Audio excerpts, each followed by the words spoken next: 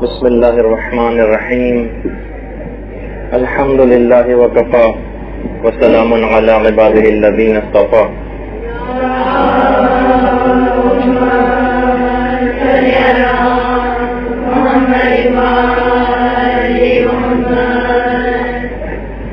آج سے پہلے ہماری جتنی بھی موضوعات پر اب تک گفتگو ہوئی ہیں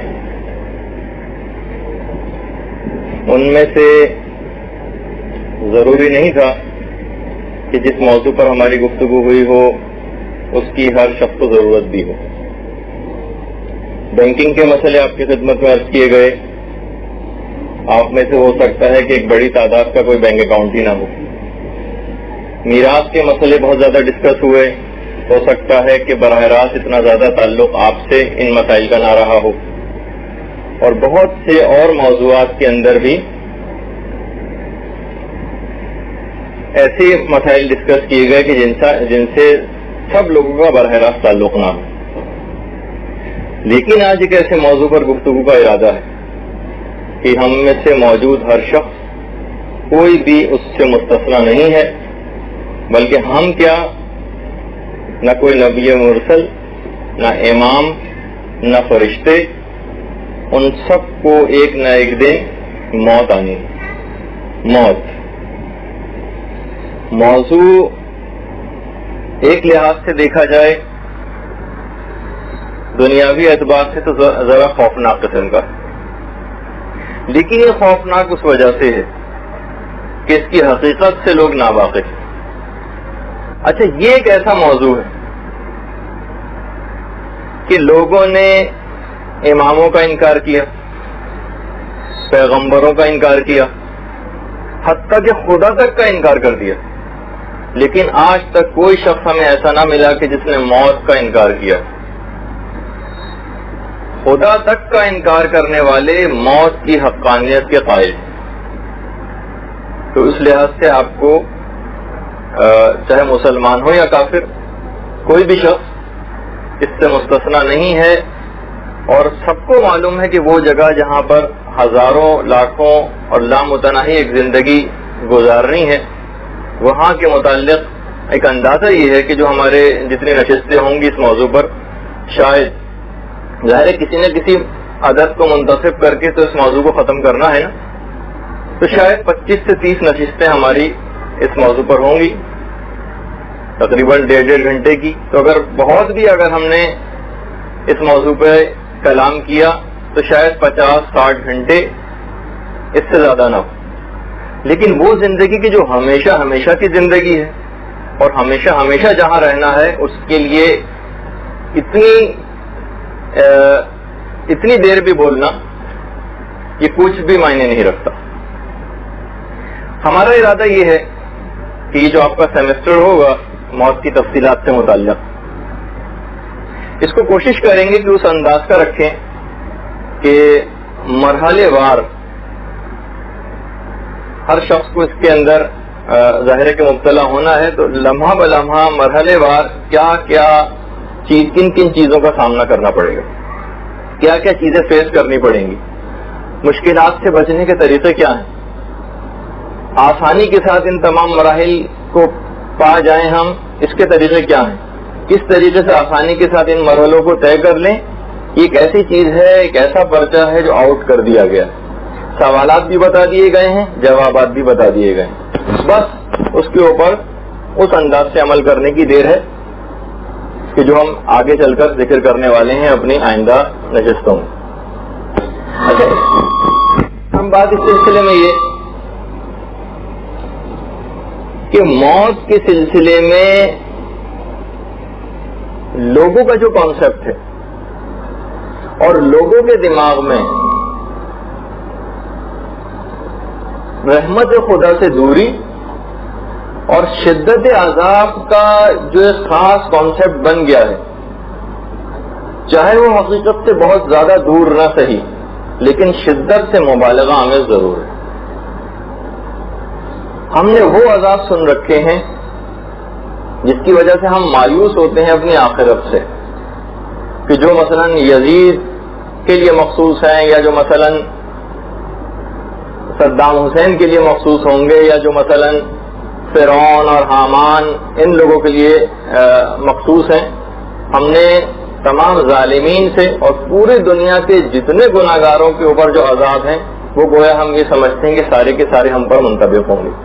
یہ جملہ ہے علماء کا کہ یہ جو لوگوں کا کانسیپٹ دماغ میں بن گیا ہے عذاب خدا کی شدت کا، رحمت خدا سے دوری کا، یہ چاہے حقیقت سے بہت زیادہ دور نہ صحیح لیکن شدت سے مبالغہ میں ضرور ہے. اور ہمارے ایک بہت ہی مشہور عالم گزرے ہیں جن کا اکثر اس قول کا تذکرہ ہم بار بار اپنے نشستوں میں کرتے ہیں اور واقعی سونے کے پانی سے لکھنے کے قابل ہے. سید مہدی بحر العلوم فرماتے تھے سید مہدی بحر العلوم کہ موت کی سختی فقط اس سے ڈرنے میں بس. یعنی ہمارے دماغوں میں جو موت کا خاص تصور ہے اور خاص طور پر محمد و آل محمد کے ماننے والوں کے دماغوں میں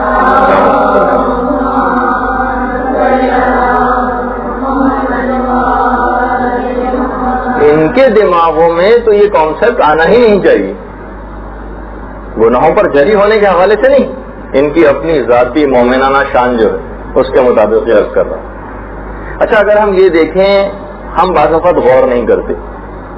عام زندگی میں ہمیں جتنے بھی مظاہر ہم کو دیکھنے میں آتے ہیں وہ بہت زیادہ موت کے سلسلے میں وہ دیکھا جائے تو وہ موت کے مظاہر جن سے ہم سرسری انداز سے گزر جاتے ہیں. خزاں میں ٹوٹنے والے پتے، موت آ گئی ان کو، جو آپ کو پڑے ہوئے نظر آتے ہیں. ٹوٹی پھوٹی عمارتیں، موت کا مظہر. یہ آپ کے پھٹے پرانے کپڑے جن کی کترنیں آپ کو گھر کے اندر مختلف جگہوں کے اوپر نظر آتی ہیں، یہ موت کا مظہر ہے. کبھی یہ کپڑا ہوا کرتا تھا زندہ، اب مثلا اس کی یہ حالت ہو گئی. کوڑا کرکٹ، یہ سب موت کے مظاہر.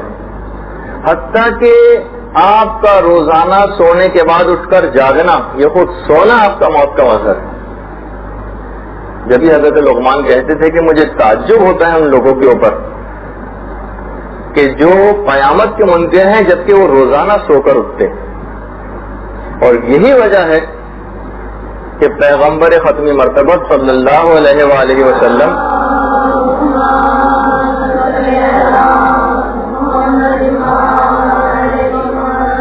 جب بھی سو کر اٹھتے تھے ہمیشہ پروردگار عالم کا شکر ادا کرتے تھے. پروردگار تیرا لاکھ لاکھ شکر ہے کہ تو نے مجھے موت سے زندگی عطا کی. یہ موت کا مظہر ہے یہ سونا بھی. کتنا ہی آپ نے دیکھا ہے کہ سونے والے ایسے ہوتے ہیں کہ جن کو پھر اٹھنا نصیب نہیں ہوتا. جب آپ سونے کے بعد دوبارہ اٹھ رہی ہیں تو گویا ایک نئی زندگی لے کر اٹھ رہے ہیں. اب انسان جو مرنے کے بعد دوبارہ زندہ ہو گیا ہو اس کو کس انداز کی زندگی گزارنی چاہیے. موت اور نیند میں کیا مشابہت ہے یہ انشاءاللہ ہمارے ایک آئندہ گفتگو کا بھی عنوان بنے گا کہ ان میں مماثلتیں کیا کیا. اچھا آج نسبتاً تمہیدی گفتگو ہوگی اور صرف ایک اسٹیپ ہم موت کی طرف آگے بڑھیں گے جو کہ ابھی آگے چل کر آنے والا ہے. اور پھر اس کے بعد آہستہ آہستہ تمام مراحل کو طے کرتے ہوئے بالآخر جنت میں جا پہنچیں گے. اور پھر جنت میں جانے کے بعد بھی تمام تر مصروفیات اس ہمیشہ ہمیشہ کی زندگی میں بھی کیا ہوں گی، یہاں پر ہماری گفتگو کا اختتام ہوگا.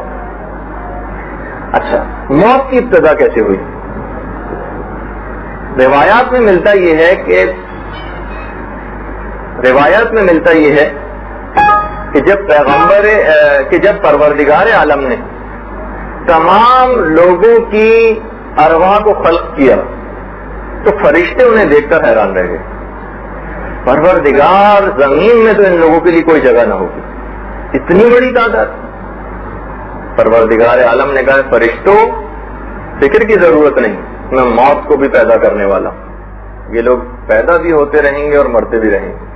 فرشتوں نے کہا کہ پروردگار پھر تو ان لوگوں کی زندگی مقدر ہو جائے گی، ان کو تو اپنی زندگی بیکار بے مزہ لگنے لگے گی. کہا کہ نہیں ہے فرشتوں، میں امید کو بھی پیدا کرنے والا ہوں جس کی بنا پر انسان سارے اس دنیا کے کام کرتا. اچھا ایک چیز بس اس کے اندر اور، کیونکہ ہمیں بہت ساری تمہیدی گفتگو کے اندر کچھ ایسے پوائنٹس بھی کلیئر کرتے جانا ہے کہ جو کہ بہت اہم ہے. مثلا آپ نے دیکھا ہوگا کہ لوگ ذرا سی دنیاوی تکالیف اور مشکلات اور پریشانیوں کا شکار ہوتے ہیں اور اس کے بعد موت کی تمنا کرنے لگتے ہیں. موت کی تمنا، کیا یہ بہتر کوئی چیز ہے؟ دیکھیے اس کے لیے بھی ایک حدیث پیغمبر اسلام سے مروی ہے.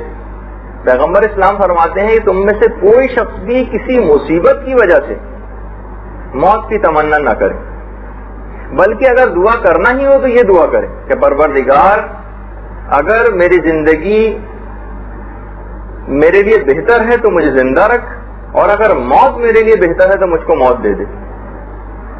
چوتھے امام بھی یہی کہتے تھے نا کہ پروردگار جب تک میری زندگی تیری اطاعت میں بسر ہو مجھے تو زندہ رکھ، اور جب تو یہ دیکھے کہ میری زندگی شیطان کی چراگاہ بننے والی ہے تو مجھے موت دے دینا. تو بہرحال پیغمبر اسلام کی ایک اور حدیث اس سلسلے میں کہ تم لوگوں میں سے کوئی بھی موت کی تمنا نہ کرے، کیونکہ اگر تم زندہ رہو گے تو امید ہے کہ نیکیاں زیادہ کرو گے. ایک دفعہ پیغمبر اسلام کے ایک صحابی سعد ابن ابی وقاص، انہوں نے پیغمبر کے سامنے موت کی تمنا کی. پیغمبر اسلام نے کہا کہ اے سعد کیوں اس قسم کی دعا کرتے ہو؟ اگر اہل جنت میں سے ہو تم تو بھی زندگی تمہارے لیے بہتر ہے، یعنی تم اپنے درجات کو بڑھوا سکتے ہو، اور اگر تم اہل جہنم میں سے ہو تو جہنم میں جلدی کیوں جانا چاہتے ہو؟ تو اس لحاظ سے کبھی بھی کوئی شخص موت کی تمنا نہ کرے کسی بھی مشکلات اور پریشانی کے باعث. بلکہ یہ کہا جاتا ہے روایتوں میں کہ موت کی تمنا فقط اس وقت کرنا جب تمہیں اپنے عمل پر مکمل بھروسہ ہو، اور کیونکہ اپنے عمل پر کبھی بھی کوئی بھروسہ کر ہی نہیں سکتا، حتیٰ کہ پیغمبر اسلام نے بھی اپنے اعمال پہ بھروسہ نہ کیا تھا اور صرف رحمت خدا کو شامل حال رکھا تھا. تو کیونکہ کوئی شخص اپنے عمل پر بھروسہ نہیں کر سکتا لہذا کبھی بھی کوئی شخص موت کی تمنا نہ کرے، بلکہ اپنے لیے لمبی زندگی کی دعا کرنی چاہیے. جہاں تک روایات میں ملتا ہے کہ تم میں سب سے بہتر وہ ہے کہ جس کی عمر زیادہ ہو اور عمل اچھا ہو. جس کی عمر زیادہ ہو اور عمل اچھا ہو، تم میں سب سے بہتر شخص وہ ہے.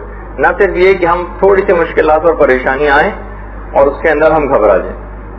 اور یہاں تک روایات میں یہ چیز ملتی ہے کہ پروردگار عالم کے نزدیک سب سے بہتر شخص وہ ہے جو اسلام میں بوڑھا ہوا ہو. یعنی جس طریقے سے ایک انسان ایک اچھی زندگی گزارتا جاتا ہے اسلام پر عمل کرتے ہوئے یہاں تک کہ وہ بوڑھا ہو جائے، اسلام پر عمل کرتے ہوئے وہ شخص بوڑھا ہوا ہو، اس سے بہتر کوئی شخص نہیں.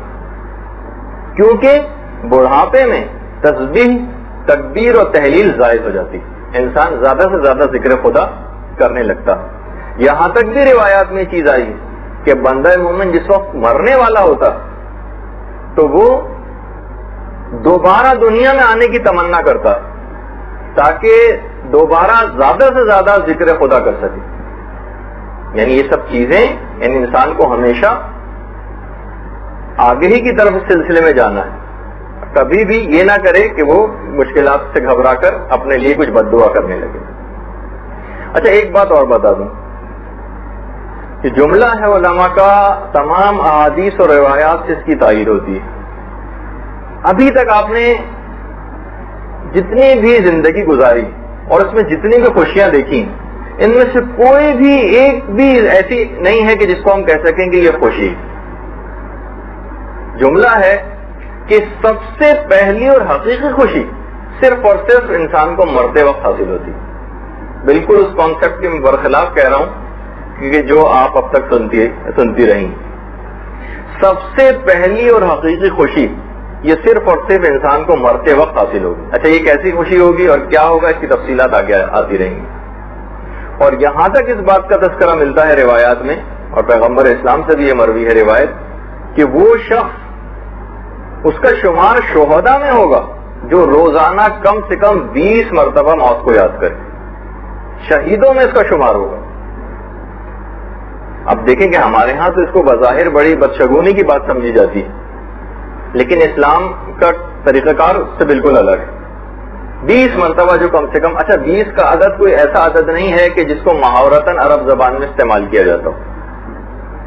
3 ہوتا ہے, 70 ہوتا ہے, اس طرح کے بہت سارے آپ نے الفاظ دیکھے ہوں گے, 10 مرتبہ.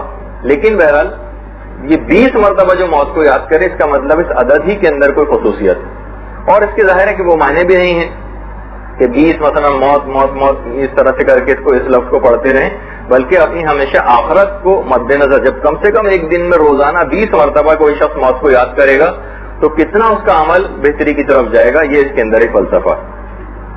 کچھ علماء کا یہاں تک کہنا ہے کہ یعنی اب دیکھیے ان کانسیپٹ کے بالکل برخلاف بات کہہ رہا ہوں کہ 3 بری چیزیں بہت اچھی ہیں: موت, مرض اور فقر. فقر, فیق, آفرے, غربت. لوگ سمجھتے ہیں کہ یہ بہت بری چیزیں, یہ تینوں بری چیزیں بے انتہا اچھی. لیکن کس طرح سے اچھی ہیں یہ تو ظاہر ہے کہ یہ 30 ہماری گفتگو کے اوپر محیط ہو جائے گا. لیکن بہرحال اس میں سے صرف ایک کی آج خصوصیت کے ساتھ تشریح ہو جائے گی جو ابھی آگے چل کر آنے والی. ایک عالم عارف نے ایک دفعہ ایک آدمی سے پوچھا کہ بتاؤ کہ کیا تم جنت کو پسند کرتے ہو؟ کہا کہ ہاں, جنت میں جانا کون پسند نہیں کرتا. کہا پھر موت کو محبوب رکھو کیونکہ مرے بغیر تم جنت کو حاصل نہیں کر سکتے. تو بہرحال دیکھیے یہ جو ذکر موت جس کو ہم بدشگونی سمجھتے ہیں, ابھی میں تفصیل میں نہیں جا رہا کہ رخصتی کی پہلی رات مولا کائنات کی جو باتیں ہوئی تھیں شہزادی کونین سے, اس کے اندر بھی صرف اور صرف موت اور آخرت کا تذکرہ تھا کیونکہ وہ اس کی حقیقت سے واقف تھے. تو بہرحال وہ اپنی جگہ پر گفتگو آئے گی. لیکن جس کو ہم بدشگونی کی بات سمجھتے ہیں وہ اتنی زیادہ مطلوب ہے کہ ہر شخص کے تقریباً ایمان میں یہ چیز دخیل سمجھی جاتی ہے کہ پیغمبر اسلام کے سامنے ایک دفعہ ایک شخص کی بہت زیادہ تعریف کی گئی کہ یا رسول اللہ وہ شخص اتنا اچھا ہے, یہ خصوصیت ہے, وہ خصوصیت ہے, اور لمبے چوڑے خلابے اس کے لیے ملائے گئے. پیغمبر اسلام نے فقط ایک سوال کیا کہ یہ بتاؤ کہ کیا تم نے کبھی اس اچھے شخص کے منہ سے موت کا تذکرہ سنا ہے؟ کہا کہ نہیں یا رسول اللہ, کبھی ہم نے موت اس کی زبان سے نہیں سنا. پیغمبر نے کہا پھر وہ شخص ایسا نہیں ہے جیسا تم کہتے ہو. تو دیکھیے جو شخص بھی ذکر موت زیادہ سے زیادہ کرے گا ہمیشہ ملتا ہے کہ 3 چیزوں کے انعامات اس کو فوری طور پر ملیں گے اور 3 خطرناک چیزوں سے خلاصی اس کی فوراً ہو جائے گی. پہلی جو چیز یہ ہے کہ اس کو توبہ کی جلد توفیق ہوگی, جو روزانہ موت کا ذکر کرے اور اس کو یاد رکھے اس کو جلد توفیق توبہ نصیب ہوگی. دوسری چیز اس کو قناعت کی دولت اس دنیا میں ملے گی, جس کے سامنے آخرت ہو وہ فقط اور فقط تمام نافرمانیوں کے ساتھ دنیا کمانے کا خیال بہت زیادہ اس کے دماغ میں نہیں آتا. قناعت پسندی کی صفت اس کے اندر پیدا ہوتی. اور تیسرا جو اس کو انعام ملے گا وہ یہ ہے کہ عبادت کی لذت اس کو حاصل ہوگی. جو آخرت کو بھلائے ہوئے ہوگا وہ اگر عبادت کو انجام دے بھی رہا ہوگا تو بہت بے دلی کے ساتھ اس کو وہ لذت عبادت حاصل ہی نہ ہو سکے گی. تو بہرحال یہ 3 انعامات اس کو فوراً ملیں گے. اور جو موت کے ذکر سے کنارہ کشی اختیار کیے رہے اس کو 3 عطاب اس دنیا میں فوراً ملیں گے. توبہ میں ٹال مٹول کرے گا, دراز لمبی لمبی امیدیں اس کو حاصل ہوں گی, 20 50 سال کے پلان بنائے گا, اور عبادت کی لذت سے یکسر محروم ہو جائے گا. تو آپ نے دیکھا کہ یہ ایک ایسا ذکر ہے کہ جس کے اندر بہت زیادہ اپنے آپ کو انوالو کرنا پڑے گا, ورنہ اس کے بغیر عمل آپ کا صحیح نہیں ہو سکتا. پیغمبر اسلام جب کسی ایسی محفل سے گزرتے تھے کہ جہاں پر بہت زیادہ ہنسی مذاق ہو رہا ہوتا تھا, ایک دفعہ گزر رہے تھے پیغمبر اور دیکھا کہ لوگ بہت گپ شپ کر رہے ہیں, ہنسی مذاق کر رہے ہیں. پیغمبر اسلام ان کے پاس آئے اور یہ نہیں کہا کہ تم کیوں کر رہے ہو گپ شپ یا ہنسی مذاق, بلکہ ایک چیز کہی کہ تم لوگ اس میں لذت توڑنے والی کسی شے کا اضافہ کیوں نہیں کر لیتے؟ لوگوں نے کہا کہ پیغمبر اسلام فرمائیے کون سی چیز ہے؟ کہا ذکر موت. کوئی بھی ایسی محفل جس کے اندر بہت زیادہ ہنسی مذاق ہو رہا ہو تو اس کے اندر اس لذت کو توڑنے والی چیز ذکر موت کو شامل کر دینا چاہیے. جس طریقے سے ایک دفعہ پہلے ذکر ہوا تھا، مثال تو اتنی اچھی نہیں ہے کہ انسان جب نیا نیا سگریٹ پینا یا سگار پینا شروع کرتا ہے تو اس کو بہت کڑوا محسوس ہوتا ہے، لیکن پھر اس کے بغیر اس سے رہا بھی نہیں جاتا جب اس کی عادت ہو جائے. تو اس انداز سے ہو سکتا ہے کہ شروع میں یہ ذکر بہت نامانوس سا کانوں کو لگے، لیکن بہرحال پیغمبر اسلام کی حدیث سے مبارکہ بھی ہے اور اپنے آپ کو سدھارنے کا ایک ذریعہ بھی ہے، تو ذکر موت کی طرف سے جانا پڑے گا. اور حب مال سے بھی اپنے دل کے اندر حب مال کو بھی کم کرنا پڑے گا، کہ جیسے کہ ایک شخص پیغمبر اسلام کے پاس جو کہ آیا تھا اور کہا تھا کہ یا رسول اللہ میں موت کو بالکل پسند نہیں کرتا. تو پیغمبر نے کہا کہ کیا تیرے پاس کچھ مال ہے؟ کہا پھر اس کو تو راہ خدا میں دے ڈال، کیونکہ مومن کا دل اپنے مال کے پیچھے ہوتا ہے. جس جگہ مال ہوتا ہے بس اس کے پیچھے پیچھے اس کا دل ہوتا ہے. تو جب تو عالم آخرت کی طرف اس مال کو بھیج دے گا تو تیرا دل خود بخود اس کی طرف راغب ہونے لگے گا. یعنی زیادہ سے زیادہ خدا کی راہ میں انفاق کرنا یہ خود موت کو اور آخرت کو یاد کرنے کا ایک ذریعہ بنے گا. اچھا، ایک جملہ اور پیغمبر اسلام نے بڑا عجیب کہا. دیکھیے آج میں نے کہا نا کہ ذرا تمہیدی گفتگو ہے، صرف ایک مرحلے میں ہم صرف داخل ہوں گے اور شاید ہی آج وہ مکمل ہو سکے. وہ بھی کہ پروردگار عالم سے دعا ہے پیغمبر اسلام کی. وہ کیا دعا ہے؟ اے پروردگار، جو شخص بھی میرے رسول ہونے کا اعتقاد رکھتا ہے تو موت کو اس کا محبوب بنا دے. کتنی عجیب و غریب، جو ہمارے لحاظ سے اگر دیکھا جائے تو بڑی بدشگونی کی بات نعوذ باللہ لگ رہی کہ جو کوئی بھی میرے رسول ہونے کا اعتقاد رکھتا ہے خدا موت کو اس کا محبوب بنا دے. اور اگر تم میری نصیحت یاد رکھو، پیغمبر اسلام فرماتے ہیں، تو موت سے زیادہ کوئی شے تمہیں محبوب نہیں ہونی چاہیے. اب علماء کا یہ جملہ ہے کہ حیف ہے صاحبان ایمان پر کہ جو دماغی طور پر تو امریکہ، کینیڈا اور سوئٹزرلینڈ کی تمنا تو دل میں رکھتے ہوں، لیکن اس جاویدانی جنت کی تمنا کوئی بھی مومن کے دل کے اندر نہیں پائی جاتی. افسوس کا مقام. اور یہ بھی مولا کائنات کا ایک فرمان ہے اس سلسلے میں کہ دیکھو، اگر تم بہت دنیا بھی حاصل کرنا چاہتے ہو نا، مفہوم ہے مولا کی روایت کا، تو تمہیں چاہیے کہ تم سلیمان کی طرح سے بن جاؤ. سلیمان یعنی ان کی اگر کبھی تفصیل میں جائیں تو کیا عظیم الشان سلطنت تھی سلیمان کی. سلیمان سے اوپر تو نہیں جا سکو گے نا کہ تمام جانوروں پر، تمام انسانوں پر، تمام جنوں پر، حتیٰ کہ ہوا تک کے اوپر بھی ان کی حکومت تھی. اگر تم دنیا چاہتے ہو تو تمہیں چاہیے کہ سلیمان کی طرح ہو جاؤ. لیکن سلیمان نے بھی غذا کا آخری دانہ کھایا اور اپنے حصے کا آخری گھونٹ پیا اور اس دنیا سے رخصت ہو گئے. آج سلیمان کہاں ہے؟ ان کی حکومت کہاں چلی گئی؟ اس کو ہمیں مد نظر رکھنا پڑے گا کہ ہم دنیا کی طرف بہت زیادہ اگر متوجہ بھی ہوئے تو کہاں تک پہنچیں گے. یہ تو بہت ہی ایکسٹریم میں نے مولا نے بات بتائی کہ بہت ہوا تو تم سلیمان کی طرح سے ہو جاؤ گے. لیکن سلیمان کو بھی ایک دن مرنا تھا اور بالآخر وہ گئے. اور اس ایک روایت کے مطابق، جس کی سند کے متعلق معلوم نہیں کہ وہ اتنی روایت صحیح ہے یا نہیں ہے، لیکن بہرحال ایک روایت ملتی ہے کہ اس تمام دنیاوی جاہو جلال کے باعث کہ سلیمان نے اس کی خود تمنا کی تھی اس دنیا کو حاصل کرنے کے لیے، اس حکومت کو، چاہے وہ راہ خدا میں استعمال کرنے کے لیے کیوں نہ صحیح، تب بھی انبیاء میں جنت میں جانے والوں میں سلیمان سب سے آخر میں ہوں گے.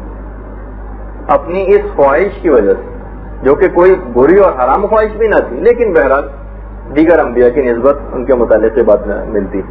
بہت ہوا تو اچھا، اگر یہ تو سلیمان کی بات کی، اگر فاجر و فاجر لوگوں کے اندر دیکھیں تو ہارون رشید عباسی سے بڑی حکومت کسی کی بھی نہیں تھی.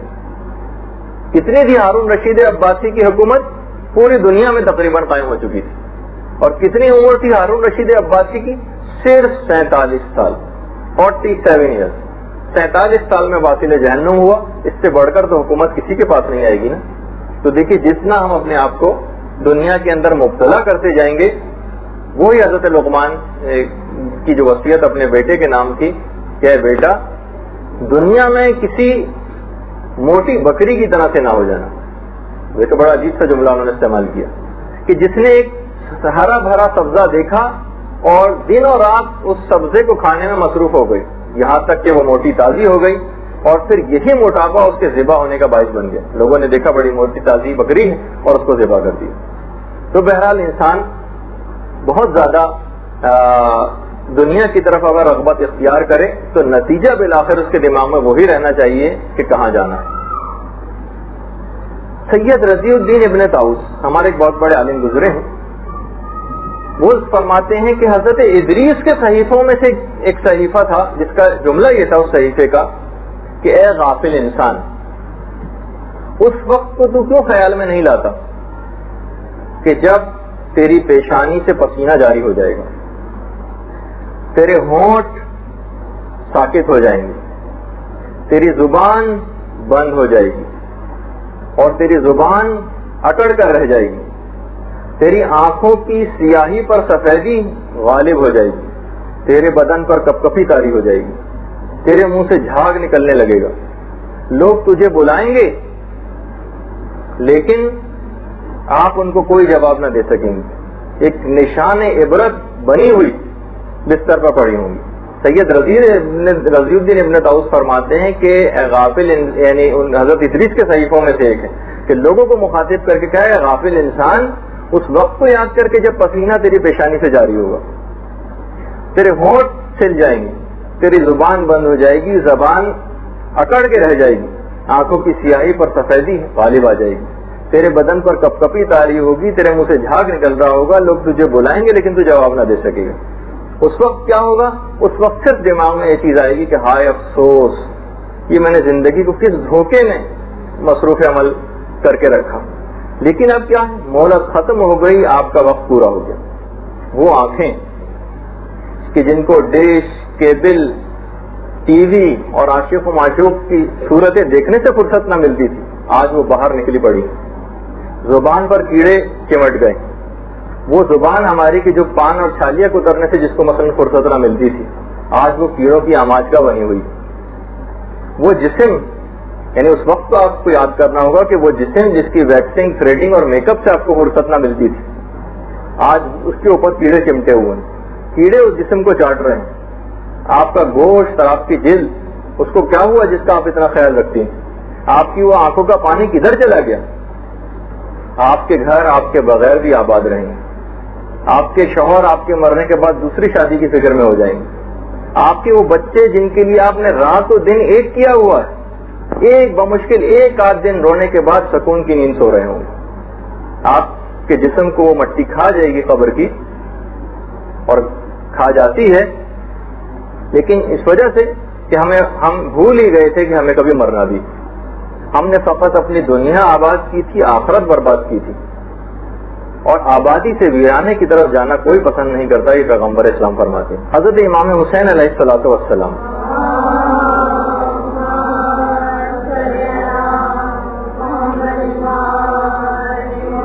ایک دفعہ امام حسین گزر رہے تھے اپنے لشکریوں کے ساتھ، تو رستے میں اوس کے محلات نظر آئے. جو بادشاہ پوچھا کہ کس کے محلات؟ کہا کہ وہ بادشاہ اوس کے محلات ہیں جو کبھی کا دار پانی سے جا چکا. امام حسین نے فرمایا کہ اوس آج حسرت سے یہ چاہتا کہ ان تمام محلات کے بدلے میں اس کو صرف ایک روٹی مل جائے کھانے کے لیے. جب ہم جہنم کا تذکرہ کریں گے ان کے عذابوں کا، تو اس وقت یہ بات تفصیل سے آئے گی کہ جہنم میں ایک عذاب شدت پیاس اور شدت بھوک کا بھی. جہنم میں سردی کے شدید عذاب بھی، باقاعدہ اس کی تفصیل اس وقت آئے گی کہ عذاب ایک زمہریر جس کو کہا جاتا ہے، بے انتہا، جس کے اندر سردی سے ہڈیاں تک اکڑ کے ٹوٹ جائیں گی. خیر اس کی تفصیل اپنے مقام پر آئے گی کہ جب وہ ہوگا. تو بہرحال اور یہ چاہتا ہے کہ کاش اس تمام محلات اور اس دنیا کے اور میری اس بادشاہت کے عوض مجھے فقط ایک روٹی مل جائے. اچھا، اس تمہید کے بعد یہ تھوڑی سی کہ آپ کو اس کی طرف دماغ کو راغب کرنے کے لیے کہ بہرحال ایک ایسا موضوع ہے کہ جس پر بے انتہا توجہ دینے کی ضرورت ہے، جس کا پیپر آؤٹ ہو چکا ہے، جس کے سوالات کے جوابات بتائے جا چکے ہیں، اب بس اس کو آپ کو اچھی طریقے سے رٹ لینا ہے، اس کے اوپر عمل کر لینا ہے، انشاءاللہ اس کے بعد کامیابی آپ کے قدم چومے گی۔ اچھا دیکھیے، سب سے پہلا مرحلے کے اوپر آج ہم گفتگو شروع کرتے ہیں۔ وہ کیا ہے سب سے پہلا مرحلہ؟ دیکھیے، ایک طریقہ ہے دنیا کا جو کہ ابھی تک ہم دیکھتے آئے ہیں۔ وہ کیا ہے کہ انسان سب سے پہلے بیمار پڑتا ہے اور پھر اس کے بعد اس کا انتقال ہوتا ہے۔ کسی بھی اعتبار سے کوئی نہ کوئی بیماری اس کو لاحق ہوتی ہے۔ ہاں، البتہ اگر کوئی بالکل ناگہانی آفت اور مصیبت آ جائے تو اس کا ایک طریقہ کار الگ ہوگا کہ جو کہ ہم جیسے جیسے گفتگو آگے بڑھے گی اس کا ذکر کرتے جائیں گے۔ بیماری اور مرض کے سلسلے میں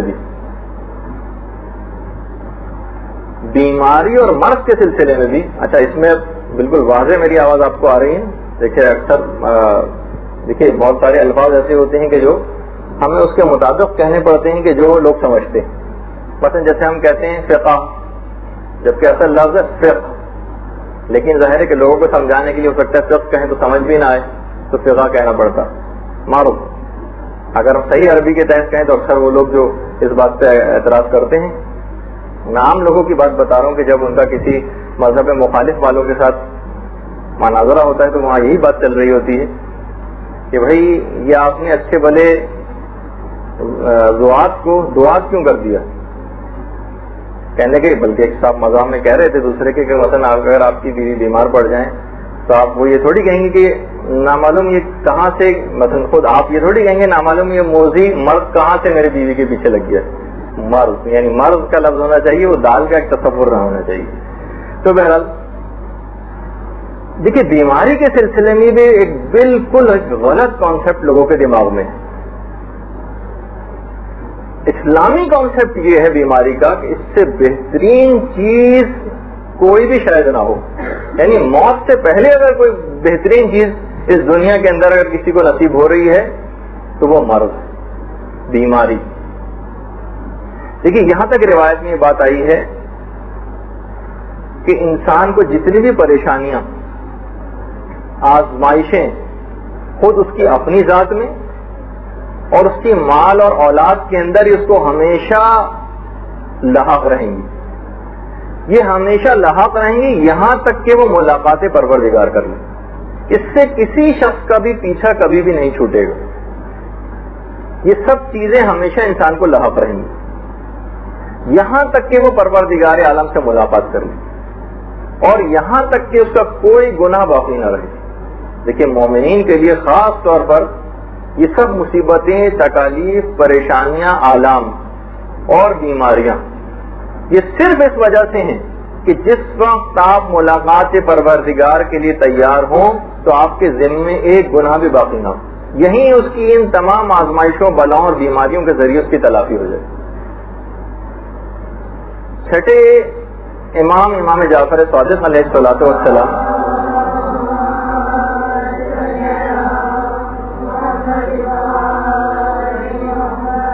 کے فرزند تھے حضرت اسماعیل، کہ وہی اسماعیل ہیں کہ جن سے بعد میں اسماعیلی فرقہ بنا اور لوگوں نے ان کے مرنے کے بعد ان کو امام مانا۔ اچھا، ایک دفعہ حضرت اسماعیل بیمار پڑ گئے، شدید بخار میں مبتلا ہو گئے۔ چھٹے امام ان کی عیادت کے لیے تشریف لائے اور کہا، بیٹا اسماعیل، تمہیں بیماری اور بخار کیوں ہوا؟ دیکھیے، مریض سے آ کر کوئی پوچھے کہ بھائی آپ کو یہ کیوں ہو گیا تو وہ کیا بتائے گا، لیکن بہرحال مولا کے بیٹے سے تعلیمات سنتے تھے۔ کہا کہ بابا جان، اور تو مجھے کوئی چیز یاد نہیں آ رہی، لیکن کل کسی وجہ سے میں نے کنیز کو بہت دفعہ آواز دی، وہ نہیں آئی جب، تو میں ذرا غصے میں تیز رفتاری سے اس کی طرف بڑھا، وہ ڈر کے مجھ سے بھاگی، تو بھاگتے بھاگتے وہ گر پڑی اور اس کو چوٹ آ گئی، بس جب سے میں بخار میں پڑا ہوا ہوں۔ امام نے شکر پروردگار ادا کیا، کہا کہ پروردگار تیرا لاکھ لاکھ شکر ہے کہ تو نے میرے بیٹے کی اس غلطی کی سزا اس دنیا میں بخار کی صورت میں دے دی اور آخرت کے عذاب سے اس کو بچا لیا۔ تو ایک معمولی سے صرف یہ بخار، یہ ہماری بہت ساری گناہوں اور غلطیوں کا کفارہ ہو جاتا ہے۔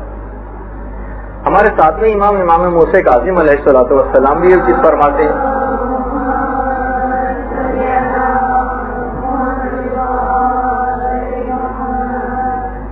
فرماتے ہیں کہ پروردگار عالم یہ کہتا ہے کہ اے میرے فرشتوں، جب بھی پروردگار کسی بیماری میں کسی شخص کو مبتلا کرتا ہے تو فرشتوں کو مخاطب کر کے کہتا ہے کہ اے فرشتوں، خبردار میرے بیمار بندے کا کوئی گناہ نہ لکھنا.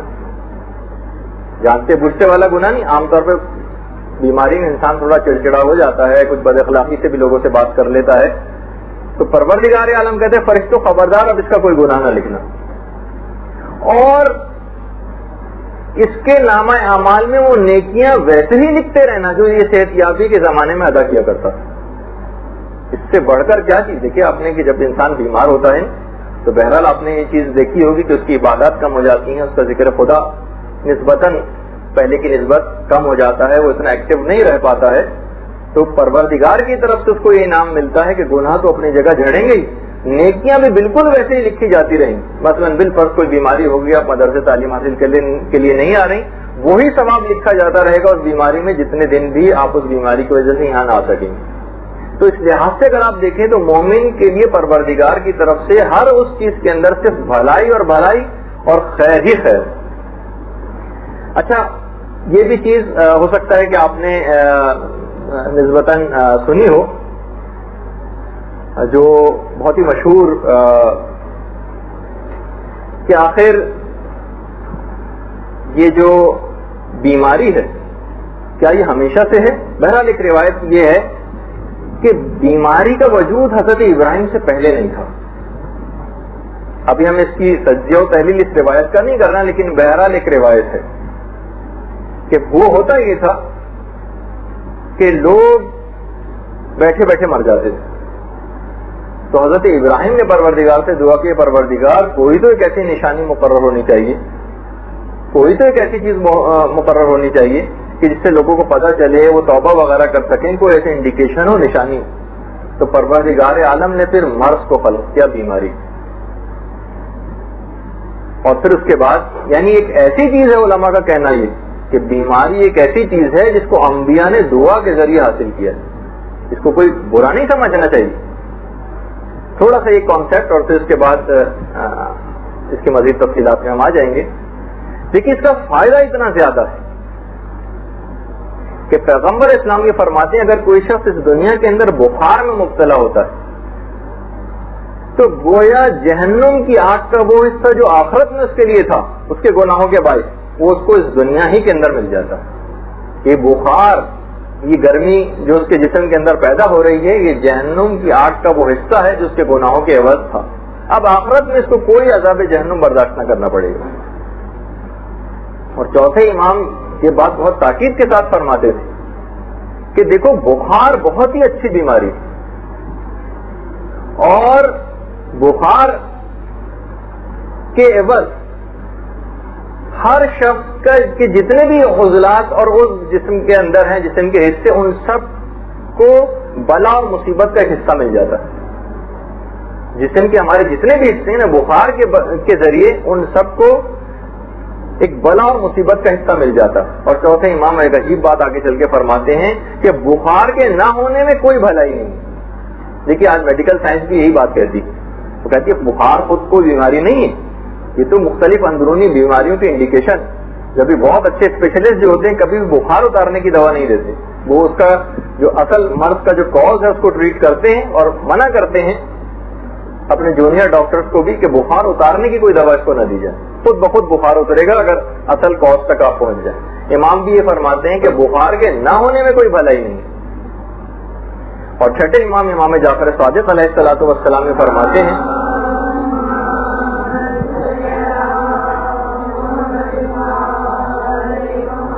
کہ اگر کسی شخص کو ایک رات کا بخار ہو جائے اور وہ خندہ پیشانی کے ساتھ شکر خدا کرتے ہوئے اس رات کو گزار دے تو وہ اس انداز سے گزاری گئی رات 60 سال کے گناہوں کا کفارہ بن جاتی. معمولی چیز ہے 60 سال کے گناہوں کا کفارہ. اچھا ایک چیز اور، لوگ اپنے لیے تو چلیں پھر بھی یہ چیز برداشت کر لیتے ہیں، اولاد جو بیمار پڑتی اس کے لیے اسپتالوں میں جو بھاگنا پڑتا ہے. ہمارے 8ویں امام نے سلسلے میں ارشاد فرمایا، امام رضا علیہ الصلوۃ والسلام،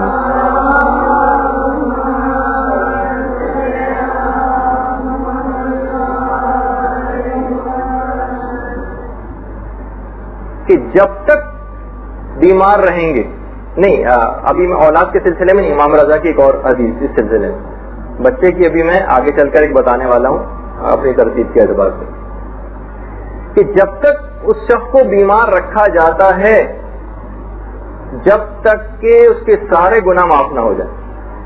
کہا جاتا ہے نا کہ بھئی بہت سے بوڑھے افراد بیماری کو اتنا طول کھینچ گئی، ان کی بڑے بڑے امراض ان کو لاحق ہو گئے، لیکن اس کی ایک وجہ یہ ہوتی ہے کہ جب تک ان کے گناہ باقی رہتے ہیں جب تک انہیں بیمار رکھا جاتا ہے، اور جیسے ہی ان کے بیماری کے بعد سارے گناہ اس بیماری کے ذریعے معاف ہو جاتے ہیں، بس پھر اس کے بعد ان کو موت آ جاتی ہے، یہاں تک کہ وہ رحمت خدا کا مشاہدہ کرتے ہیں. اور چھٹے امام کی ایک اور حدیث اس سلسلے میں یہ ہے کہ ایک رات کا جو سر کا درد ہے وہ کبیرہ کے علاوہ تمام صغیرہ گناہوں کا کفارہ. صرف ایک سر کا درد ایک دفعہ. اور یہاں تک بھی پیغمبر اسلام نے فرمائی یہ چیز کہ اگر کوئی شخص اس بیماری کے بعد زندہ رہ گیا تو بھی اس نے ایک معاف شدہ زندگی اب وہ گزارے گا، پچھلے اس کے ذمے کوئی گناہ باقی نہ رہے گا. اور اگر اسی بیماری کے اندر اس کا انتقال ہو گیا تو بھی وہ مرحوم و مغفور ہو کر اس دنیا کے ساتھ اس دنیا سے اٹھے گا. اصل میں وہ بچوں کے سلسلے میں جو بات تھی وہ مولا کائنات نے ارشاد فرمائی تھی. مولا کائنات فرماتے ہیں کہ بچوں کی بیماری والدین کے کبیرہ گناہوں کا کفارہ ہے، یعنی اس تک کے اندر آپ کو فائدہ مل رہا ہے. اور پیغمبر اسلام نے تو بیماری کے متعلق ایک بہت ہی عجیب و غریب بات ارشاد فرمائی کہ ہر بندے کا پروردگار عالم کے پاس ایک خاص مقام ہے جسے وہ کسی عبادت کے ذریعے حاصل نہیں کر سکتا. تو پروردگار عالم اس کو ایک ایسی بیماری میں مبتلا کر دیتا ہے جس کو میرا بندہ ناپسند کرتا ہے، جس کو وہ بندہ ناپسند کرتا ہے، یہاں تک کہ اس خاص مقام پروردگار کو وہ بندہ مومن حاصل کر لیتا ہے. یعنی ایک ایسی چیز، ایسی بیماری کسی کو بھی بظاہر ویسے پسند نہیں آ رہی ہوتی، اور اس کا تقاضا بھی نہیں کیا گیا کہ آپ بہت بیماری کو پسند کرنے لگے اور اس کا علاج نہ کریں. کہا کہ نہیں، وہ دل سے اس کو ناپسند کرتا ہے، لیکن اس خاص بیماری میں جب وہ صبر اور شکر پروردگار انجام دے گا اور خدا کی طرف سے ایک آئی ہوئی چیز سمجھ کے اس کو برداشت کرے گا تو وہ اس خاص مقام کو حاصل کر لے گا جو کسی عبادت کے ذریعے حاصل نہ کر سکا. اور یہاں تک علماء کا کہنا ہے کہ جو آپ کو بیماری بظاہر نظر آ رہی ہوتی ہے نا، یہ آپ کے حقیقی تندرستی کا ایک پیغام ہے. اچھا، آپ نے دیکھا ہوگا، ایک مشاہدہ ہوگا آپ کا کہ بیمار شخص خدا کو زیادہ یاد کرتا ہے، آخرت کی فکر نسبتاً اس کو ہو جاتی. جب بھی بیماری کو ایک صابن بھی کہا گیا ہے کہ جسم سے وہ تمام روحانی میل کچیل اور غلاظتوں کو صاف کر کے لے جاتی ہے، تو بجائے اس کے کہ انسان ہائے افسوس کی صدائیں بلند کرنے لگے، بلکہ جملے ملتے ہیں کہ بیمار کو جو چیز کہنی چاہیے، یا شافی اس کو کہنا چاہیے، یا صبورو اس کو کہنا چاہیے، الحمدللہ اللہ کل حال اس کو کہنا چاہیے.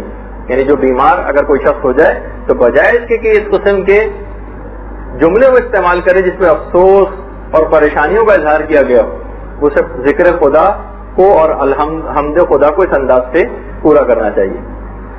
دیکھیے، علماء کا ایک جملہ اور بھی کہ پروردگار عالم نے ہماری یہ جانیں جو ہے نا کہ جنت کے عوض میں خرید لی، ہمارا سودا ہو چکا، دام ہمارے لگ چکے.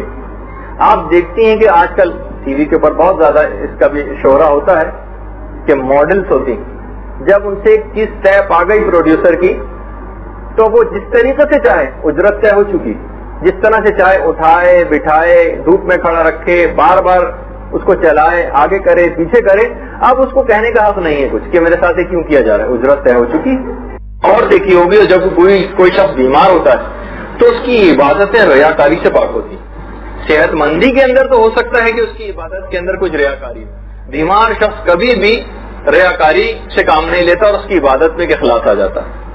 ایک چیز آپ نے اور غور کی ہوگی کہ جس وقت بھی کوئی بیماری آتی ہے نا تو آپ نے دیکھا ہوگا کہ وقت ذرا ٹھہر سا جاتا ہے، وقت کاٹے نہیں کٹتا. ایک ایک رات بیماری کے اندر گزارنا ایک پہاڑ کی طریقے سے معلوم ہونے لگتا ہے. علماء کا کہنا ہے کہ یہ وقت گویا آپ کے لیے ٹھہرایا جاتا ہے، یہ آپ کو ایک سوچنے کا ایک وقت مہیا کیا جاتا ہے کہ اب بھی اپنی حالت زار اور آئندہ زندگی کے متعلق غور و فکر کرو. دیکھیے آپ جاب سے آپ فارغ ہو جاتی ہیں, گھر والے آپ کو کام نہیں کرنے دیتے, بیماری میں آپ کے لیے وقت ٹھہر سا جاتا ہے, وہ بہترین موقع ہے اپنے متعلق غور و فکر کرنے کا. تو اس لحاظ سے اگر دیکھا جائے تو بیماری میں خیر ہی خیر. بیماری ایک عجیب واعظ ہے, ایک عجیب مرشد ہے, اور ایک عجیب ناصح ہے. یہ نصیحت کرنے والی ایک چیز ہے.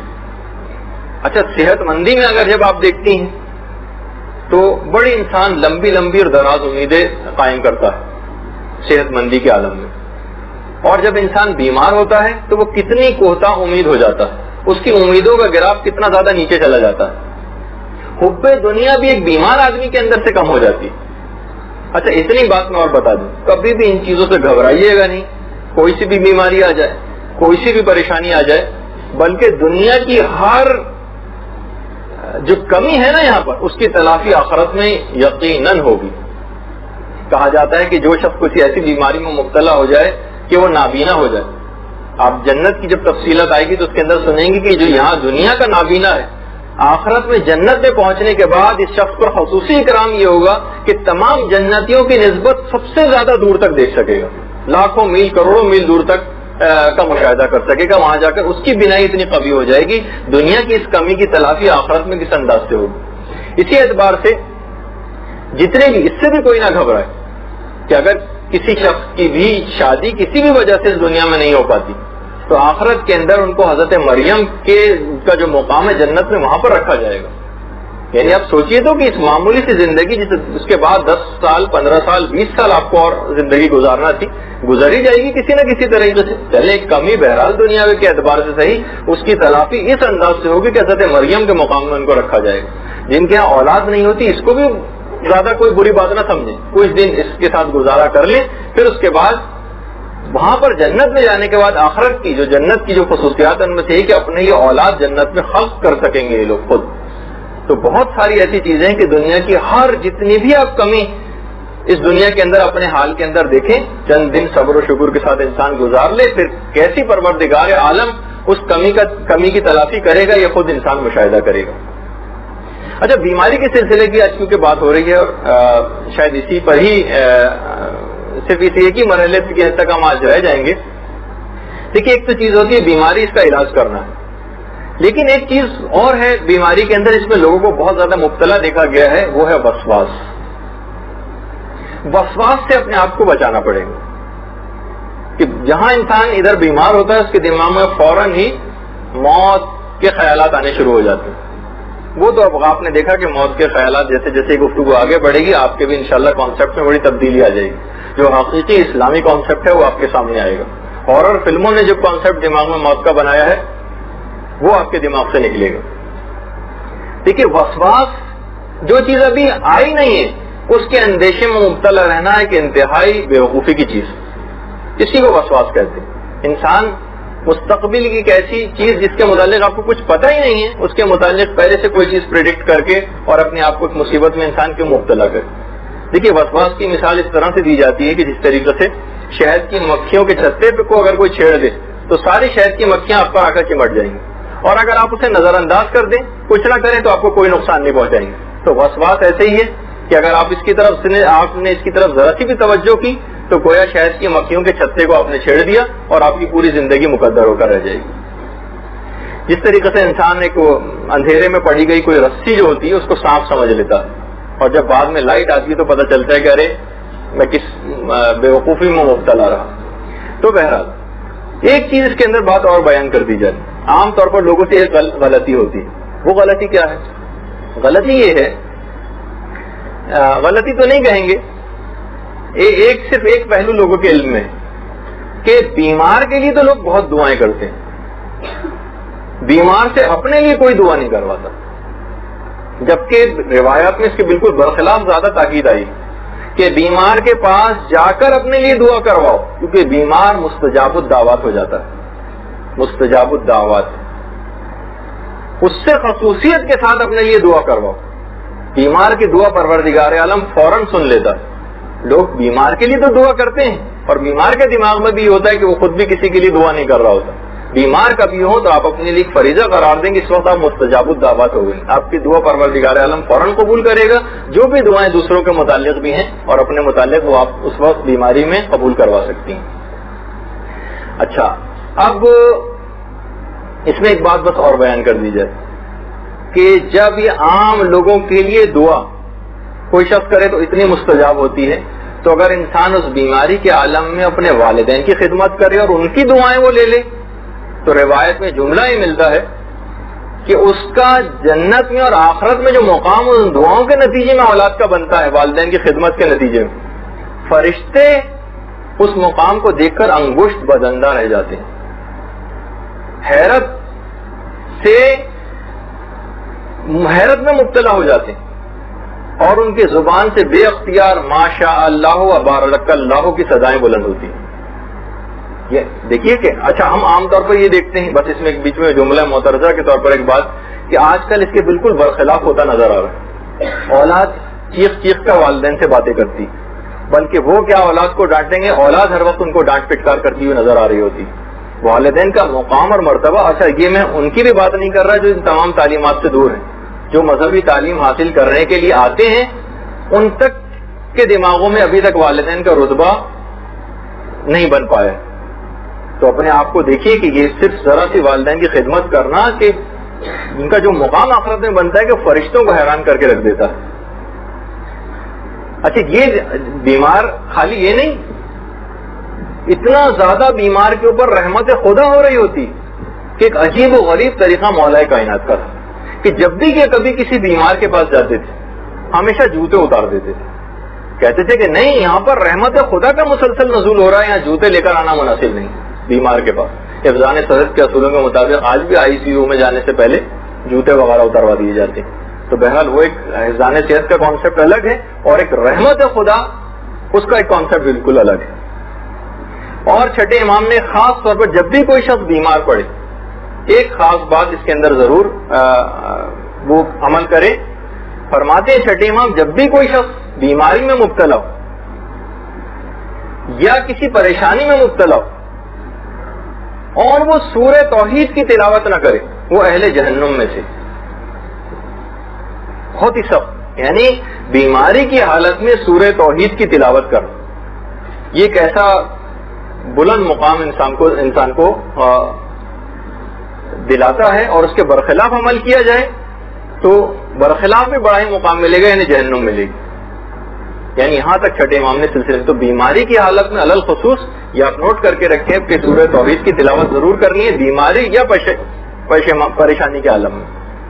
اچھا، لوگ عام طور پر گھر میں اگر کوئی بیمار ہو جائے تو لوگ اس کو بہت ہی مشکل کے اندر اپنے آپ کو مصیبت میں تصور کرنے لگتے ہیں، اور اس کی عیادت کرنے میں حتیٰ کہ تھوڑا سا بھی انسان اگر بوڑھا وغیرہ ہے تو ان کے دماغ میں یہی ہوتا ہے کہ مثلا ہم نے دیکھا ہے کہ ساس سسر جو بیچارے بالکل بیڈ ریڈن ہیں، تو عام طور پر دماغوں میں کانسیپٹ یہی ہوتا ہے کہ بس ان کی موت کا ہی فقط انتظار کیا جا رہا ہوتا ہے، ان کی عیادت ان کو پتہ ہی نہیں چل رہا ہوتا لوگوں، کیونکہ لوگ ان کی اس چیز سے ناواقف ہیں۔ یہاں تک روایت میں ملتی ہے چیز کہ اگر کوئی شخص کسی مریض کی عیادت کرے، اس کی دیکھ بھال کرے، اور دیکھ بھال فقط ایک رات بھی اگر کسی نے کسی مریض کی دیکھ بھال کر لی تو آخرت میں اس کو حضرت ابراہیم خلیل اللہ کے ساتھ مشہور کیا جائے گا۔ دیکھیے تو کہ ان چیزوں کے ثواب کیا کیا، اور جو شخص بھی کسی مریض کی آ کر عیادت کرتا ہے اور اس کی دیکھ بھال کرتا ہے، مثلا آپ کے گھر میں بھی اگر خدا نخواستہ کوئی بیمار ہو جائے اور اس کی دیکھ بھال آپ کو کرنی پڑے، اس کو اسپتال لانا لے جانا پڑے، اس کے لیے راتوں کو اٹھنا پڑے، اس کے جسم کی صفائی کرنی پڑے، یا جو بیماری کے لیے جو چیزیں ضروری ہوتی ہیں وہ کرنی پڑے، تو کہا جاتا ہے کہ اس شخص کے 70 ملین نیکیاں نامہ اعمال میں اس کے لکھ دی جاتی ہیں۔ 70 ملین، یہ ثواب الاعمال میں شیخ صدوق نے اس روایت کو لکھا، اور 70 ملین گناہ اس کے نامہ اعمال سے کاٹ دیے جاتے ہیں، اور 70 ملین درجات اس کے آخرت میں بلند کر دیے جاتے ہیں، اور 70 ملین فرشتے خلق کیے جاتے ہیں، اور جن کی ڈیوٹی یہ ہوتی ہے کہ اس شخص کے لیے استغفار کریں، اس کی قبر میں آ کر اس شخص کی عیادت کریں۔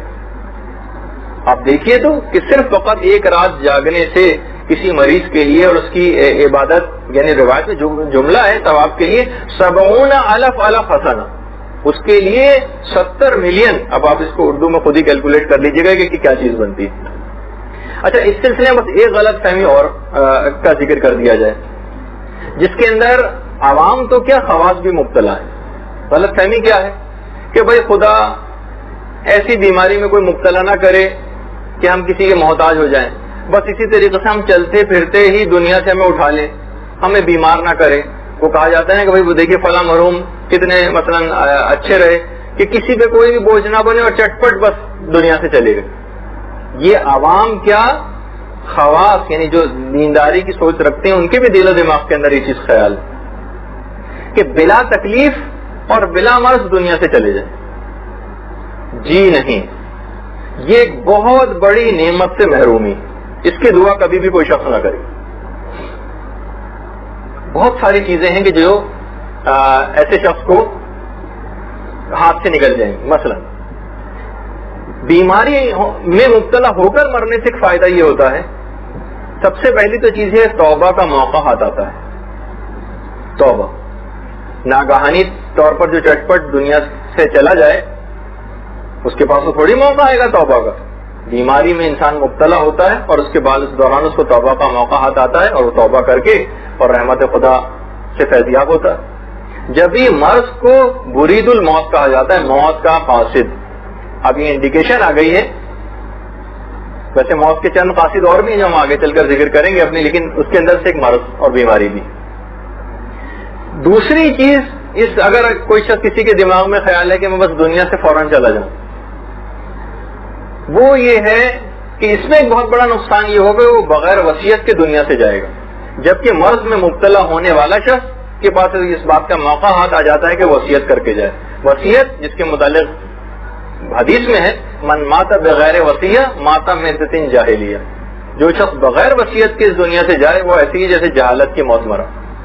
تو اگر کوئی ناگہانی طور پر اس میں مبتلا ہوگا اور اچانک اس کو موت آ جائے گی تو بہرحال یہ توفیق اس کے ہاتھ سے نکل جائے گی. وہ یہ چیز. تیسری چیز یہ کہ اس شخص کے بیماری میں مبتلا ہونے کی وجہ سے جو گناہ معاف ہونے تھے اس سے یہ والا ثواب کو وہ حاصل نہیں کر سکے گا. وہ جو ملتا ہے نا چھٹے امام کی بھی روایت کہ ایک رات کا بخار 1 سال کی عبادت کا ثواب دلواتا ہے، 2 سال کا بخار 2 سال کی عبادت کا ثواب دلواتا ہے، اور 3 رات کا بخار، 1 رات کا بخار 1 سال کی عبادت کا ثواب، 2 رات کا بخار 2 سال کی عبادت کا ثواب، اور 3 رات کا بخار 70 سال کی عبادت کا ثواب دلواتا ہے. ناگہانی جو شخص موت کے اندر مبتلا ہوگا، جب یہ ایکسیڈنٹل موت اتنی اچھی نہیں سمجھی گئی، بہرحال پروردگار کی طرف سے اگر لکھی گئی ہے اور اس کے اندر اس کے لیے کوئی خیر اور خوبی کی کوئی بات ہے وہ ایک الگ چیز، لیکن بیماری کے اندر انسان کو ان تمام چیزوں کا موقع مل جاتا ہے. تو بہرحال ایک اور فائدہ جو اس کے اندر فائدہ حاصل ہوتا ہے مرض میں مبتلا ہو کر مرنے سے، کہ دوسروں کو بھی مریض فائدہ پہنچا کر جاتا ہے. خاص طور پر یہ جو عیادت کرنے والے جو آ رہے ہوتے ہیں ان کو یہ فائدہ ہوتا ہے کہ ہر قدم جو عیادت کے لیے اٹھا رہے ہوتے ہیں اپنے گھر سے نکل کر مریض کی طرف آنے کے لیے، ایک ہر قدم پر ہزار نیکیاں ان کے نام اعمال میں لکھی جاتی ہیں. جبکہ ناگہانی طور پر جو شخص بھی اس کے اندر مبتلا ہوتا ہے وہ ظاہر کا عیادت کرنے والے بھی اس ثواب سے محروم ہو جاتے ہیں. اب دیکھیے بہت سے لوگ ان کا مرزا غالب والا کانسیپٹ اگر کسی کا ہو تو ایک الگ بات ہے، پڑ گئے بیمار تو کوئی نہ ہو تیماردار، اور اگر مر جائیے نوحہ خواہ کوئی نہ ہو. وہ تو ان کا ایک کانسیپٹ ہے، لیکن اسلامی کانسیپٹ یہ ہے کہ بیماری کے اندر بھی بہت فائدہ ہے، عیادت کرنے والے کے لیے آنے والوں کا بھی بہت فائدہ ہے. بہت ساری روایات بھی اس سلسلے کے اندر بہت زیادہ آئی ہیں جس کے اندر یہ بات خاص طور پر کہی گئی ہے کہ اللہم انی اعوذ بک من الموت الفجاع، پروردگار ناگہان میں پناہ مانگتا ہوں تجھ سے ناگہانی موت سے. اچھا بس اب کیونکہ صرف 10 منٹ باقی رہ گئے ہیں ہم جلدی اس کو مکمل کر لیں. ایک خاص طور پر بات جو شہید دست غیب شیرازی نے بیان کی ہے بیماری کے سلسلے میں، کچھ پریشانیوں کے سلسلے میں، اور بہت ہی پریکٹیکل ہے. اگر کوئی شخص شہید دست غیب شیرازی فرماتے ہیں کوئی شخص اگر کسی ایسی بیماری کے اندر مبتلا ہو جائے تو اس بیماری سے شفا پانے کا ایک ایسا بہترین نسخہ ہے کہ شہید دست غیب کہتے ہیں کہ پھر دیکھیے کہ بیماری جاتی کہاں ہے. وہ کیا ہے؟ آیت اللہ دست غیب فرماتے ہیں کہ بیماری پر جتنا علاج کا خرچہ ہو رہا ہے اس میں سے اس کا آدھا راہ خدا میں صدقہ کر دیجیے. مثلا 5,000 روپے مثلا مہینے کا خرچ ہو رہا ہے بیماری پر, 2,500 راہ خدا میں صدقہ کیجیے, دیکھیے کہ بیماری جاتی کہاں ہے. اگر کوئی شخص اس کو نسبتاً افورڈ کر سکے اس چیز کو تو بہترین طریقہ ہے جو شہید دست غیب شیرازی نے بیان کیا. اور کچھ روایات اس کے ذیل میں ہیں جس سلسلے میں یعنی شہید دست غیب شیرازی نے خود سے نہیں روایات سے اخذ کیا ہے, بلکہ کہا کہ اگر کوئی شخص کسی ایسی مصیبت اور پریشانی کا شکار ہو جائے, کسی ایسی مصیبت اور پریشانی کا شکار ہو جائے کہ جس کے سامنے پیسے کی کوئی حقیقت نہ ہو. بھائی بہت ساری ایسی واقعتاً گھروں کے اندر پریشانی آ جاتی ہیں کہ جناب ہم پورا گھر اپنا بیچ دیں گے, لیکن یہ جو عزت پہ سب بات آ گئی ہے, فلاں چیز ہو گئی, اس سے بڑھ کر تو کوئی چیز نہیں ہے, پیسہ ہمارے لیے کوئی حقیقت نہیں ہے اس مصیبت اور پریشانی کے سامنے. شہید دست غیب شیرازی فرماتے ہیں, جو کہ امام معصوم نے اپنے ماننے والوں کو ایک خاص واقعے میں اس کی تاکید کی تھی, جتنا آپ کے پاس پیسہ ہے اس کا 1/3 راہ خدا میں دے دیجیے, وہ مصیبت و پریشانی یوں چٹکی بجاتے حل ہو جائے گی. لیکن یہ آپ خود جج کر سکتا ہے کوئی بھی شخص کہ اس وقت اس پریشانی کے مقابلے میں مال کی حیثیت زیادہ ہے یا اس پریشانی کی زیادہ ہے. اگر پریشانی کی اہمیت مال سے زیادہ ہو تو 1/3 راہ خدا میں دے دیجیے. لوگ آئے تھے امام کے پاس اور ڈاکوؤں کا شدید خطرہ تھا, ڈاکوؤں کا حملہ ہونے والا تھا, اور جو مال تھا باقاعدہ اس کی پوری تفصیل ہے کہ جس میں امام نے کہا کہ تم 1/3 راہ خدا میں دے دو, اور پھر وہ کس طریقے سے اس مصیبت سے بچے. لیکن دیکھیے ایک بات اور, یہ جو مصیبتیں تکالیف اور پریشانی آج آپ نے اچھا خاصا سن ہی لیا کہ ان سے بالکل بھی گھبرانا نہیں چاہیے, تو قدم قدم پہ آپ کو فائدہ پہنچاتی. وہ جو شعر بھی ہے نا کسی شاعر کا, کس کشتی ہستی کو طوفان ہی مبارک تھا, گرداب حوادث کے آغوش میں ساحل تھا. یعنی جو ہماری کشتی ہستی ہے نا اس کے لیے طوفان ہی مبارک ہے. یہ نہ سمجھیے اس کے لیے طوفان ہی زیادہ سازگار ہے, اس کی جلا اور نمو اس ہماری روح کی فقط اور فقط مشکلات اور پریشانیوں میں ہی ہوتی. گرداب حوادث کے آغوش میں ساحل تھا, یعنی جتنے بھی یہ مصیبتیں پریشانیاں ہوتی ہیں ان کے آغوش میں, ان کے درمیان میں ہی ان کے اندر ساحل پوشیدہ ہوتا ہے. عافیت اسی کے اندر ہوتی ہے, انسان بس سمجھتا نہیں. اچھا اب دیکھیے ابھی جو ہم ذکر کر رہے تھے عیادت کا, ائمہ علیہم السلام جب بھی کوئی شخص بیماری سے نسبتاً صحتیابی حاصل کرتا تھا اس کو ایک نئی بھرپور زندگی گزارنے کے سلسلے میں مبارکباد دیتے تھے کہ پچھلے سارے گناہ تمہارے ختم ہو گئے, اب بالکل تم اس طرح سے جس طرح بطن مادر سے پاک و پاکیزہ پیدا ہوئے تھے تم اس طرح سے پیدا ہوئے ہو. باقاعدہ بیماروں کو صحتیاب ہونے کے بعد مبارکباد ائمہ آ کر دیا کرتے تھے, اب نئے سرے سے زندگی کو شروع کرو. ایک بات جو آخری رہ گئی ہے وہ یہ ہے کہ مریض جو اب آپ کی ذمہ داری, مریض جب بھی کوئی شخص ہو جائے وہ ہمیشہ اپنے لیے فقہی مسائل کو صحیح طور پر معلوم کرے عبادت کو انجام دینے کے لیے. وضو بیمار کیسے کرے گا, نمازیں کیسے پڑھے گا, بالکل ہی مثلاً اگر بیڈ ریڈن کوئی پیشنٹ ہے تو قبلے کا خیال کیسے کرے گا, کب اسے کھڑے ہو کر نماز پڑھنی ہے, کب اس کو اختیار ہے کہ بیٹھ کے پڑھ سکتا ہے, کب لیٹ کے پڑھ سکتا ہے. بہت سارے ایسے مسائل ہوں گے کہ جسم پر مثلا پٹی بندھی ہوئی ہے اس وقت وضو جبیرہ کا موقع ہوتا ہے, اس کے مسائل کیا ہیں. غسل اگر اس کے اوپر واجب ہو اور وہ بیمار ہو اور تو وہ غسل جبیرہ کس طرح سے کرے گا, مثلا کیتھیٹر جسم کے اندر پاس ہوا ہے عبادت کو کیسے انجام دے گا. پردے کے مسائل کیا ہیں محرم و نامحرم کے سلسلے میں ڈاکٹر کے. لباس اگر اس کا نجس ہے یا جسم اس کا نجس ہے اور پاک نہیں ہو سکتا تو وہ عبادت کو کیسے کرے گا.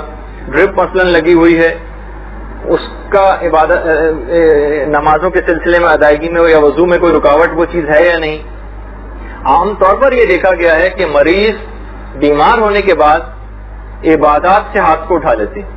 اچھے اچھے دیندار لوگ بھی اپنی نمازوں کو اور واجبات کو قضا کرتے. دیکھیے یہاں تک یہ جملہ ملتا ہے نا, وَعْبُدْ رَبَّكَ حَتَّى يَأْتِيَكَ الْيَقِينُ, اپنے رب کی اتنی عبادت کرو یہاں تک کہ تمہیں موت آ جائے. یہاں پر یقین موت کے مترادف معنوں میں علماء نے استعمال کی, یعنی بالکل آخری وقت تک, مرتے وقت تک عبادت خدا انجام دینی. اور ہمیں اس کے بالکل برخلاف نظر آتا ہے. لوگ بیماری کے اندر عبادات کو ترک کر دیتے ہیں. یہ اس بات پر خاص طور پر توجہ دینے کی ضرورت ہے کہ جس پر رحمت خدا نازل ہو رہی تھی وہی نافرمانی خدا اگر کرنے کا مرتکب ہو جائے اور اسی نافرمانی کی زندگی گزارتے ہوئے اس کو موت آ جائے تو یہ کوئی اچھی موت بیمار کے لیے شمار نہیں ہوگی. تو بہرحال اس کو کوشش کرنی چاہیے کہ ان تمام چیزوں کی معلومات سے اب اگر ہم ان تمام چیزوں کی تفصیل میں اگر چلے جائیں گے جو کہ ہم اپنے مقامات پر اکثر اوقات کے اندر بیان کر بھی چکے ہیں یہاں پر بھی, لیکن جو بھی بیمار ہو اس کی کم سے کم ذمہ داری ہے کہ ان چیزوں کا استفسار علماء سے اپنی حالت کے مطابق دیکھ کر کرتا رہے اگر اس کی معلومات اتنی زیادہ نہیں. لیکن بہرحال وہ یہ نہیں کر سکتا کہ اپنی عبادتوں کو اس طریقے سے ضائع کرتا رہے.